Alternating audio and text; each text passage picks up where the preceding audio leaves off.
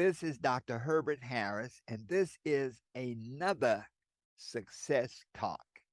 And tonight we have when I say special, this is beyond special. We have a superstar, entrepreneur, um, model, um, martial arts expert. I mean, if we went through all of her titles, we'd be here for another 15 minutes. But Hakia Dixon is known all over the country and all over the world for some incredible products that she creates and just an incredible person that she is. So, Hakia, welcome to Success Talk. Thank you. And you just trying to make a girl blush with all that, edifying. That was great. Thank you. Well, it's easy to tell the truth. You're right. Well, you've always been, I've known you for many years. We've been affiliated in a business together. And I Yes. have always rem- I think the thing that I always thought about when I saw you was class and style. And so that has always been one of those kind of things, to say, what class and style. And then as I got to know you better, it was class, style, and brains. Okay. So if I'm blowing up your head, it's because rightly so. You are. Well, Hakia, you've come so far and done so many things. I'd love to just get a little about your background. Where did you start out and how'd you get where you are right now? Just a little overview, because when you meet a young lady who's accomplished as much as you have, people sometimes say, well, they had a silver spoon. But tell us a little about your background. Yeah, so it definitely was not a silver spoon. I came from a family of six. I was the youngest of six, and my mother had 18 brothers and sisters. And of her 18 brothers and sisters, she was the first one to actually go to college and graduate. So she was a very smart, hardworking lady. My parents got divorced when I was pretty young. So we spent my years growing up being super creative, like meaning if we wanted to do anything, like, I remember I wanted to go to our high school dance, but like I couldn't go until I could learn how to make the dress. So like everything we did, it had to be have some creativity involved in it. And that's a nice word of saying, hey, we're really poor. So we got to do some creative ways of getting what we need. Wow. Well, that's amazing. So you got into designing, I guess, at an early stage. Yeah, I grew up in Pennsylvania, and my mom had bought this old house, and it had nine fireplaces in it, and we had to like decorate and paint all of those fireplaces in order just to make the place look like pretty cool and decent. And we really did make it look pretty cool and decent. But again, that was being creative, using paints, and that's when I first started getting into the whole paint and creativity. Mm. Now, how did you move into martial arts? Because I remember when I met you, you were introduced as a black belt, and I'm like, okay, we better be real nice to her. To tell you the truth, that's a whole nother story. But Uh-huh. I abducted like when I was 18. And I thought that when that happened to me, like I would never be in that position again. And that was when I took my first martial arts lesson. And it took me, I think it took me like 15, 16 years before I became a first degree. And then I went on to become a fourth degree. And then I went on to become the largest martial arts studio in the Cleveland area. So male. Wow. So, so I guess they say being abducted, really, you made up your mind at that point. Hmm? Yeah, Wow. never again. Yes, got you. Wow.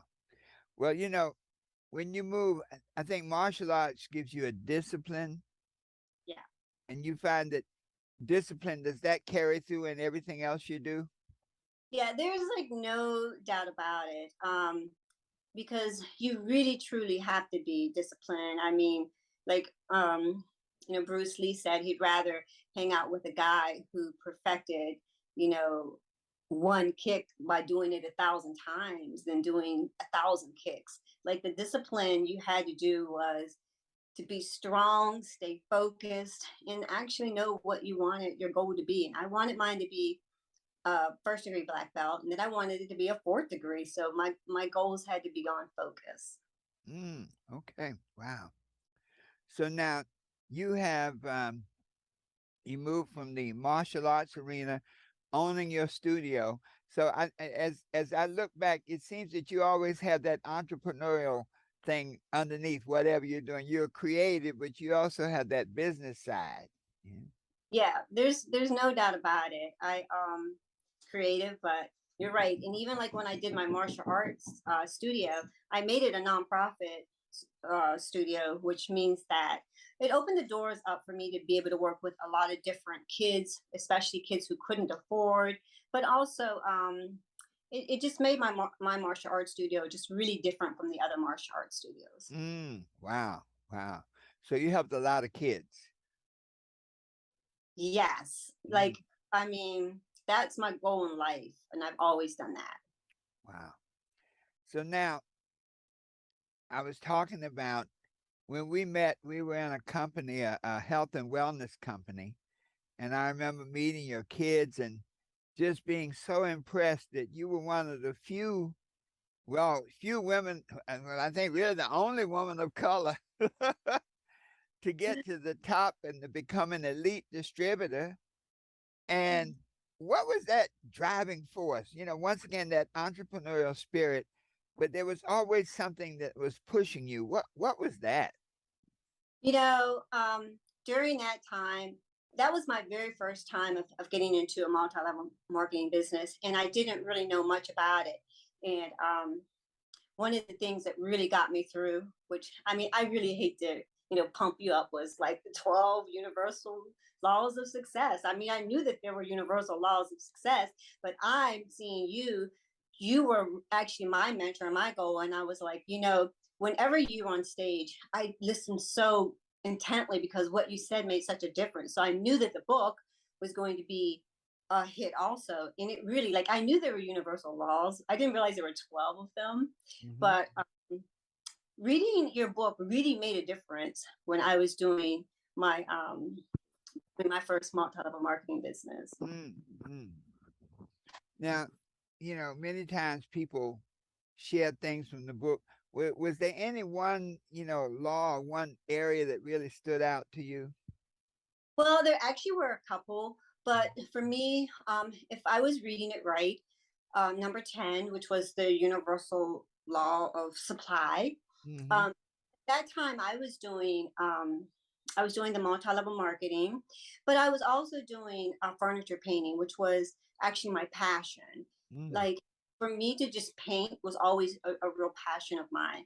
Um, I always and I just remember like that step being like, the universal law of supply, and you can correct me if I'm not right, but like, whenever you're doing something, your supply needs to meet the demand. You need Mhm. to go along with the whole universal laws of Mhm. what's going on with supply and demand. But whenever I was doing my painting, I always sold myself really short. And that means is that every time I did a project, I would always just give it away. So I Mm. sold any of my pieces. And this went on for years.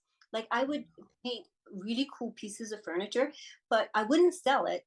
I would give it away. And when I say give it away, I would mostly donate it to single moms. So I always thought I shouldn't sell myself short. That maybe, sure, I could give away pieces, but maybe I should try to sell some pieces also. Mm. Mm. Wow. Yeah, that law of supply, one of the aspects of it, you already have everything you need. You had your talent, you had your painting ability, your creative side. And Hakia, you're one of the few people who is able to take the thing you love doing, your talent, and make a living at it. Yeah. And see, that's another chapter of your book, is that I did not realize at that time that I was actually following my universal path because I was passionate about what I was doing and I was able to donate and give back. So it all, when it came back to me, it came back in this big force that leads me to where I am now. But again, Mm-hmm. I didn't know that at the time. I thought I was just selling myself short. I Mm-hmm. just thought, I'm doing this. I don't believe myself. So I'm just like donating it to single moms. But it actually came back Wow. for. Now, after you sort of moved through the network marketing um, phase, when I saw your company, what's it? Coco's Chalky Chocolate. Paints. And let me tell you, you're the first person I've ever met and know personally who has gotten a product in a major distributor. When you were talking about that getting your product into Hobby Lobby. Yeah. Now, when you started out, did you see that as a possible end result? When you started out with the chalky paints, I remember you were sort of making this transition. You all bought the silver trailer. Yes. Yeah. But then you were making this transition and you were talking about painting and what was that process where you moved from like the hobby type thing, but to where you really made it a business? And what were some of the challenges as you began to move from doing it for fun to having your product in thousands of stores around the country? Well, that was that was another one of your laws, which was the law of focus. And I Mm-hmm. realized that I had invented this powder, and this powder, I didn't even know that it was even possible to invent a powder that you put it inside of paint and it became chalk paint.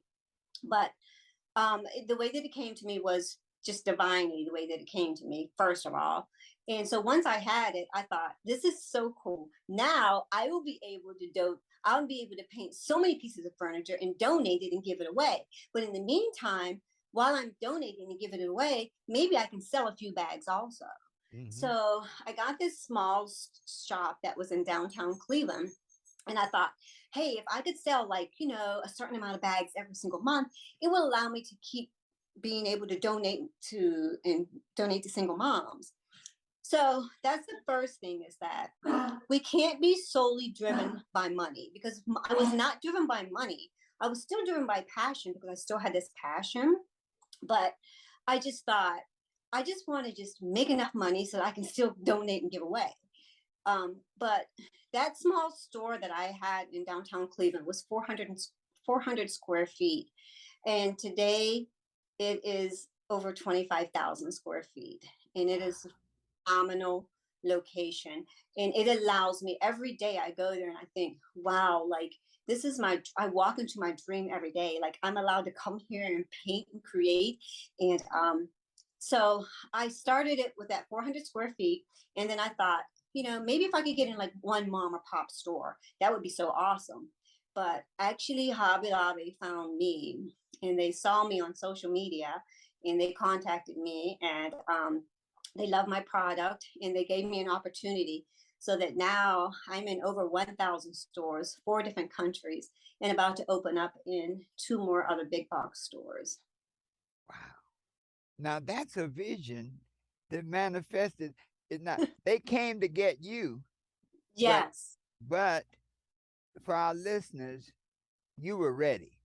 Yes. You know what I'm saying? You had Yeah. already put in the developmental time, Yeah. the focus time, the financial time, the resources. And so when you went on social media, you were ready for the big time. I was ready. I didn't even realize myself that I was ready, but I was ready. Now, when somebody like that, that's kind of a dream come true. Like just about everybody I know that has ever created anything, it's like, man, I'd love to have it in like 1,000 stores. And when you get an opportunity like that, was there a moment when you doubted your ability to make it happen? Yeah, there's no doubt about it. Okay, so like what people have to realize, there are so many ups and downs, is that I was before I invented my powder, I was a social media influencer for a big chalk paint company. So every month they would allow me to pick out all the chalk paint I wanted from their stock, and then that allowed me to paint the furniture, then donate it to the single moms. So I did that for like, I don't know, 3 or 4 years, and I made them very popular. So they came to me one year and they're like, oh, Hikia, we can no longer give you the free paint every month. And I was like, yo, what? Here I am. I'm donating all of everything I'm doing. And now I can't get the free paint. So when I could not get that free paint, I knew that I really needed to do something, which is when I started trying to make my chalk paint. But it was absolutely terrible. And also, whenever they told me that they couldn't give me any more free paint, here's the number one thing that we have to remember. I was not upset with them. I was not salty. I did not question my abilities. I sent them this glowing letter and I was like, hey, thank you for the time that you gave me. Because I really was thankful for the time that they gave me. But when I realized I couldn't get any more chalk paint, I had to try to start to make my own. So I'm not a scientist. It was terrible. I couldn't make my own chalk paint. Now here's where synchronicity comes in. So I do like Airbnb at my house. So I had this tenant, he booked for like 3 months, right? And he was from Germany. So he booked for 3 months and, he comes, he gets his room. And then like around the third day, he walks in from after work and he's like, hey, what are you doing? I'm like, oh, like I'm trying to make this chalk paint, but this is terrible. I'm not a scientist. I'm clueless on how to do this. I'm like crying. So I'm getting myself together. I'm like, I'm so sorry. You're my tenant. You're here from Germany. What are you here in the United States for? And he said, oh, I'm a scientist in chalk and I'm here to show Americans how to work with chalk. And that's how I Now that, you know what? You just sent a chill down my spine got. Yeah. because I want people to really get that idea that if you're focused on your dream, Yes. that you become, the law of attraction says you become magnetic Yes. and you start to attract into your space whatever Yes. you need. Yes. And here's another kicker that's Mhm. so important is that again, when they dumped me for no reason, no explanation, um, we can't be bitter. We can't say, oh, why did they do that? Or I'm going to do this. Why? Or send them a nasty letter. We Mhm. have to accept that that's what our fate is.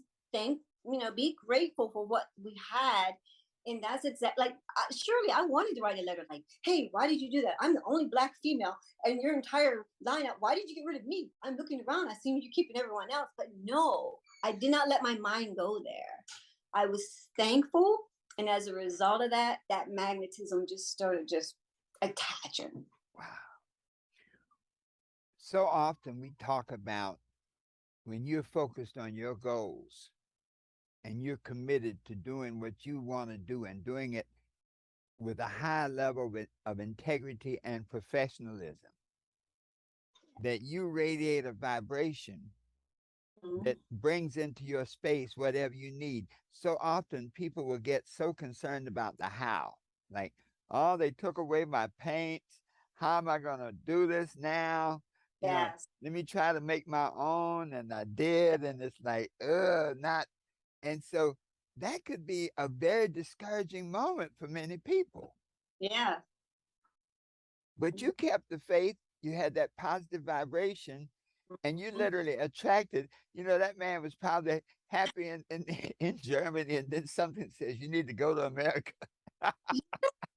Yes. I asked him, I kept asking him, like, why did you choose me of all the places? And he was like, just to be honest, it's like, I'm from Germany. I really didn't know. I really wanted the Black experience when I came to the United States. I don't know if he got that, but I mean, he Okay. was meant to walk in my doors. Wow. And then once you did that, then what was the next step? So you came and he helped provide that thing that you needed. Yes, for 90 days we were at my kitchen table and he did all these different formulas. He had his lab coat on, he had his goggles on, and we did all these different formulas until I liked the one that I felt looked good on the paintings that I was doing. And after we perfected it, I said, okay, like what do I owe you? And he's like, this is my gift to you. And I was like, yo, what? And so after I perfected it, I had gotten a few bags, like I said, and then I found a spot right downtown Cleveland where I could sell my powder. Mm, And from there, it just exploded. mm, mm. You know, so many times, when we do these interviews, one of the things that I know is that stories heal people, Mhm. stories help people. And when I hear your story, I'm like, man, how many people out there have an idea, Mhm. okay, work at it, but get discouraged Yeah. and throw in the towel and go back and do something else. Mm. Yeah. So now you seem like if you've spread your wings so wide now that you're in 1,000 stores, you're in different countries. What's the next step in your growth? So it's so funny that you asked that because um, it's for me. It's always about giving back, and I really think that that's what I'm here for. Is really to give back, and I have a strong passion, for kids. So now I'm working on. Like I said, I have 25,000 square feet right in the heart of downtown Cleveland. And I'm clearing out several thousand square feet right now because I'm building this small town for inner city to come into. And this small town that I'm building is they're going to be able to be a banker, they're going to be able to be a fireman, they're going to be able to do all these different interactive things in this small town to help these kids learn how to work with money. I mean, I grew up very poor and then I fell into millions of dollars and I didn't know what to do with this. And no one ever taught me, no one ever showed me. And so, if I can make a difference in any kind of way with our youth, that's really what my focus is now. My powder is great, it's growing, but it's a well-oiled machine right now. And Mm. so my goal, what am I going to do with that? So I call my powder, it's the powder that pays it forward. Because if I'm not paying it forward, I'm not doing something right.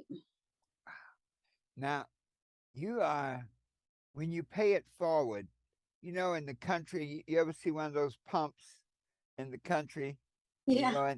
and they always keep some water, a bucket of water, a cup of water there to pour it in to prime the pump. And once you prime it, then all kinds of, water comes out as long as you need it. Yeah. And as you're talking about paying it forward, I think there was that movie, I think Pay It Forward. But as you're talking about paying it forward, you're like priming the universal pump. Mhm. Yeah.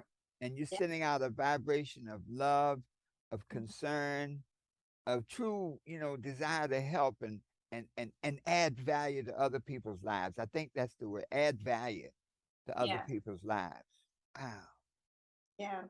So as that grows, what's it gonna look like? You know, I don't know what it's going to look like, but I can tell you that it's going to be a pretty powerful because I just envision myself of and Cleveland's not far from Detroit, we're not far from Pittsburgh.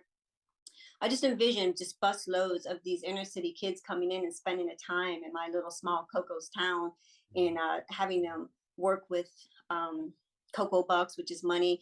And I'm working also with a Black owned credit union company that if they want to open up a bank account that they'll be able to do that and Coco's will match whatever it is, $5 or $10.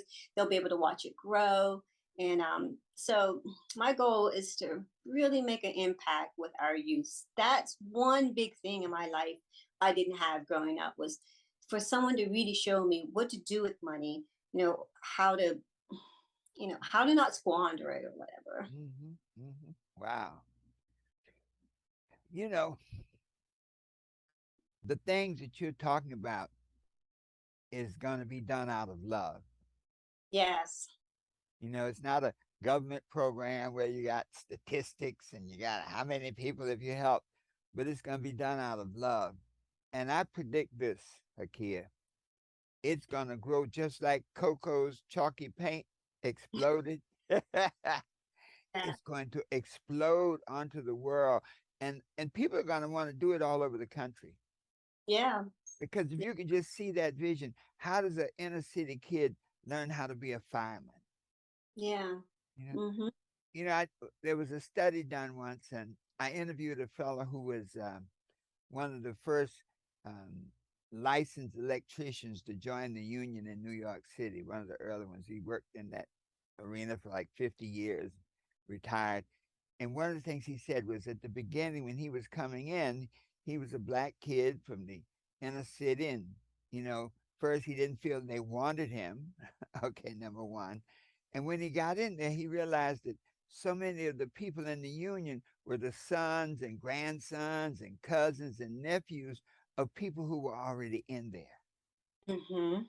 And so they had an exposure that a inner city kid didn't have. Inner city kid, many of them had never even seen an electrician, didn't even know there was an electricians union, Yep. had no idea that there was an apprentice program.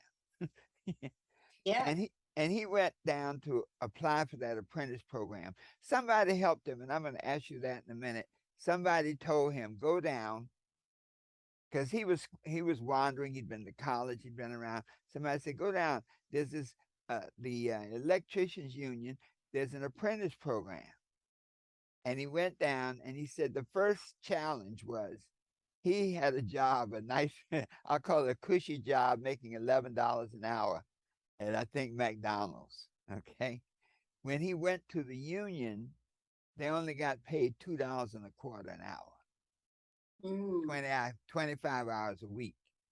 So they set it up so that if you couldn't afford to be an apprentice, you couldn't be there. If you were struggling to try to eat and try to take care of your family, you could be. But fortunately, I think his wife was very supportive and he was able to get in there. So he passed the test. And he said, one of the interesting questions they asked him, they said, you're working on a job and the guy ahead of you is like stripping wire and there's stuff all around the floor. And, you know, yeah, the boss comes in, he says, hey, clean up here and clean this place up, sweep up and everything. And he said, now, how would you respond to that? And he said something powerful. He said, I will do what he said. I get the broom and I sweep it up. And that Wow. was the difference. That was the Wow. thing. Because other people had come, there were some other inner city kids there who were trying to get into the program. But that one question Mhm. made all the difference. In other words, he was willing to do whatever it takes to get I, that job, to make the sacrifice. And yeah. so to do what you're doing is you're giving many inner city kids, black and white, Hispanic, but inner city kids, an opportunity to see what a fireman looks like up close, Mhm. what a police officer looks like up close, what an EMS looks like up close. Man, Yes. that's going to be incredible, Hakia. That you've done a lot of things now, but that is something that's like you're planting seeds, and each one of these young people is going to be a seed to go out and change the world. There's no doubt about it. Mm, No. Um. Like Cleveland is the second largest theater district behind New York City. So what that means is that everyone, you have Times Square in New York City. No one realizes that Cleveland has all this ability with theater and arts. But yet our inner city youth, they don't have the funds to go to Playhouse Square mm, and to, visit these theaters. So my place gives them an outlet for art, for mhm, creativity, for make believing, but now it will be all of that in also life skills. mm, And that's from you too, mhm, whole life skills, that. mhm, Giving them life skills through play, imagination, acting. Whether when they come into my Coco's town, they be able to choose the mayor that they want that day. But there will also be a building that says Wall Street, where they will go in and someone will teach them about investments. These are things that I did not have. I mhm. mean, back then we weren't raised, learning about those things. Wow. And I'm so excited because I think it's like what you said. everything has really led me to this point. And I'm planting those seeds now because I know how powerful the law of attraction is.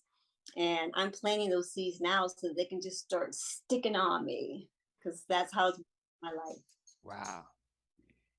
Now, in your growth, very often there's that one person, maybe one or two people that really help you, help guide you, through that.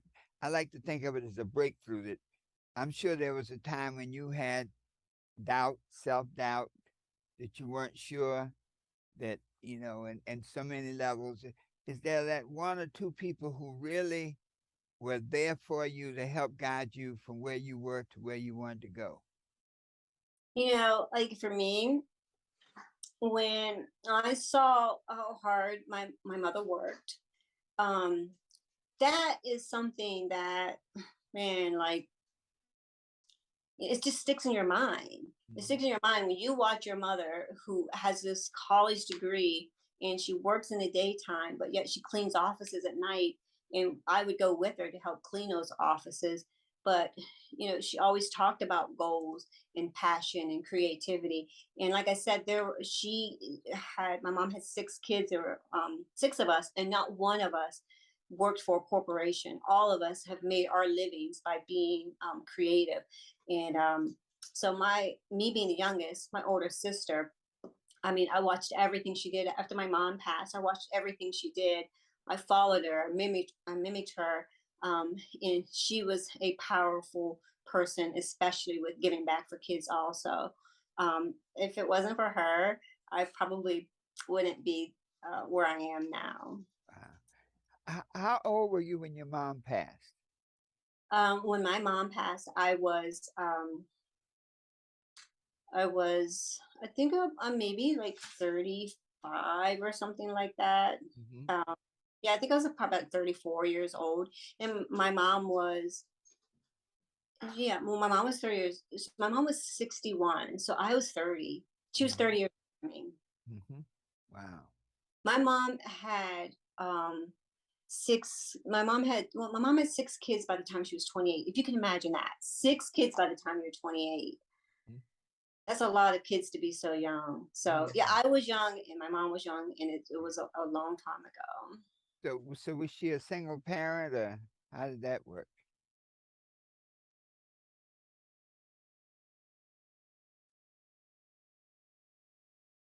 Ah,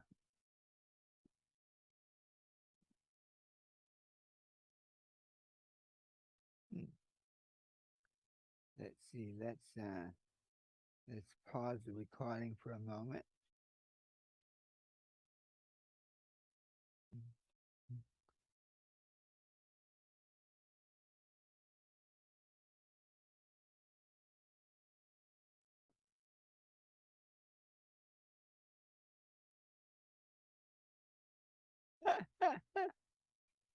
Can you focus in a little tighter? Hmm. Can you hear me? Oh yeah, yeah, yeah. Okay. I was saying, can you focus in a little tighter so I can see your face better? Okay. Like now you're really asking to do something I don't know how to do. Well, How do you do that? just on your screen, you just like how you enlarge a picture Yeah. like that. Okay. That may not, but that's great, right? Right there, that's perfect. That's fine. Yeah. Uh, Okay. well, Yeah. Yeah. All right. Well, you go ahead, girl. So, well, let's see. Yeah. So I know I was saying, was your mom a single parent? Uh, mhm. yeah. My mom was a single parent. Yes. Mhm. Hmm. Okay. So you had a powerful model then. Oh yeah. There's no doubt about it. That's what I'm saying. Like, well, my mom and dad had 6 kids together, and then they got divorced, and so she raised all of us. Hmm. Beautiful, beautiful. So now you're successful. Your sister was a real guiding light for you. Yeah. Was there any defining situation, like where you became really clear about what you wanted to do, what you wanted to be, a real defining situation that, we always talk about the story of David and Goliath, and Hmm. Goliath is like some blockage, something that like stands between you and your goals, something that's trying to, capture you, something that's keeping you from flying. It's almost like if you had an airplane, you had too much baggage on it. That's Goliath. It keeps it from getting off the ground. Was there ever, what was your Goliath moment and how did you deal with it? Well, again, I think that came with like heartache and questioning myself. My sister passed away, and she also was just way too young, and she passed away. And when she passed away, I thought, wow, after you go through this deep rooted like grieving period, then you look at yourself, and I'm just always for like reinventing, and I'm always reinventing myself. And so I Mm, realized I need to get really serious because I have a mission that's here on this earth, and I know that I have not fulfilled it yet. I know that I have not even started fulfilling it yet, even though I was donating like every year for the past 10 years. I've been donating 1,500 backpacks, 2,500 backpacks, school supplies. That was nothing. That was not my mission. So when my sister passed, I realized that I needed to start really manifesting what is my mission. And you have to ask that question. You have to be ready for the answer. mm, And it just dawned on me that I had been wanting to do something like this, going to like bring the inner city kids in. And I had tried it actually about 30 years ago. And I actually got to a top bank official because I wanted the bank to actually be able to open up accounts for the kids. So now I realize I have to do it on my own. And with my powder and how it pays it forward, it allows me to do that. So I realized that when my sister passed, that I needed to really zone in on what my mission on this earth was for. mm-hmm. Wow. And that's when you determine what it was. And what is your mission, Hakia Dixon? Yes. My mission is to make a difference in the lives of so many kids, to give them the opportunity to really be able to express themselves through being creative. I saw what it did for me. And just like with mental health that's out there, we're always so ready to just try to give these kids Ritalin and medicine and put labels on them.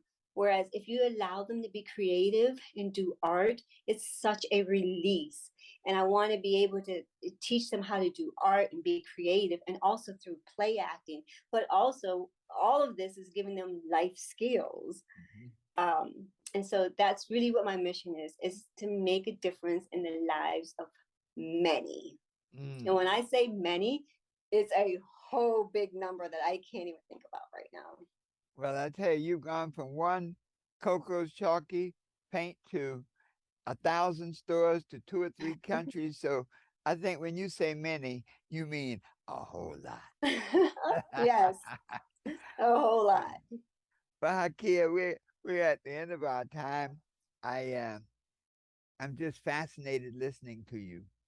And is there any final words you'd like to share with our audience? And we never know who's always listening. And somehow, when we put together a program, each program seems to have its own vibration. In the Bible it says, "Let them hear who will hear," and so Yes. it sends out a vibration. So, what is your final message to the people of the world, to our listeners? Yeah. Okay. So, we think that we know it all, but we don't. And we have to always be so open into learning more. And even like with your book, The 12, Universal Laws of Success is so powerful. Like, people need to read it and be open and be ready to accept those laws, those universal laws of success. Because if we're closed minded or if we're negative, we put so many blocks up in our life, Mm-hmm. but we have to be open and ready to accept what's coming to us if we're positive. And that's my biggest thing, is just trying every day to be positive, to be open, and always reinventing myself. Wow, reinventing myself. Now that's powerful. You said a lot, but that right there is a drop the mic. that really, I mean, it's acknowledging that you're always changing and that Yeah, as the world changes, you always figure out how to recreate yourself so that you'll always be where you want to be. always. Well, Hakia Dixon, tell us the name of your company and your product that is being sold all over the world. So the name of my store downtown Cleveland is Coco's Chalky Paints.